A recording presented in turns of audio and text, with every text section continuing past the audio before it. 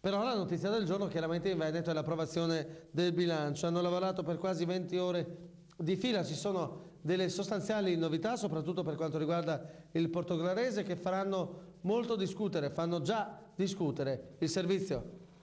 Alla 20ª seduta, a 50 giorni dal 15 dicembre, data di inizio della sua discussione in aula, per la serie meglio tardi che mai, il Consiglio regionale del Veneto ha approvato poco dopo le 4 del mattino, con 27 voti a favore, 12 contrari e 3 astenuti, al termine di una maratona finale durata quasi 20 ore, la legge finanziaria e il bilancio di previsione Regione 2010.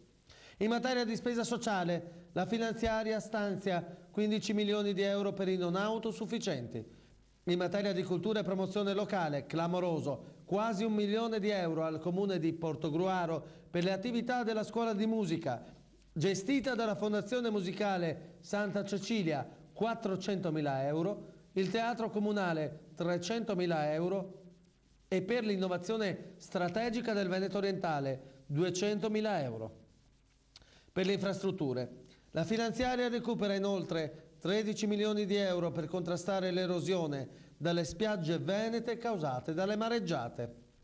La finanziaria 2010 esenta inoltre dai canoni annui i passi carrai lungo la rete stradale gestita da Veneto Strade.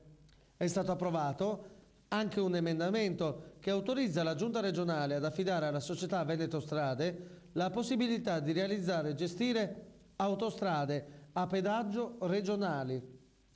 Quanto al personale regionale, la finanziaria approvata stabilisce, ai fini del contenimento della spesa pubblica, il pensionamento di diritto del personale regionale che ha maturato 40 anni di anzianità contributiva e il raggiungimento dei 65 anni di età.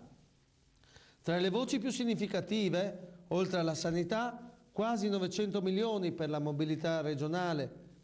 853 milioni per le politiche sociali, quasi 500 milioni di euro per formazione, istruzione e diritto allo studio, 366 milioni per la legge speciale per Venezia, 217 milioni per la tutela del territorio,